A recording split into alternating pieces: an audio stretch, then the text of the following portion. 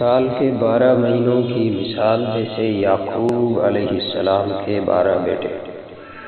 اولاد تو سب تھے، لیکن یوسف علیہ السلام سے کچھ خاص ہی راز و نیاز۔ 12 مہینوں میں رمضان کے ساتھ بھی کچھ ایسا ہی معاملہ ہے۔ جس طرح خدا نے اکیلے یوسف علیہ السلام کی دعا پر ان سب کو بخش دیا، اسی طرح رمضان کی برکت سے وہ باقی 11 مہینوں کے گناہ بخش دیتا ہے۔ اور دیکھو کیا شان ہے یوسف علیہ السلام کی، 11 بیٹوں کے پاس ہوتے ہوئے صبح شام ان سے خدمت کراتے ہوئے باپ نابینا ہو جاتے ہیں، لیکن یوسف علیہ السلام کی ایک مہک ہی ان کی بینائی لوٹا دیتی ہے۔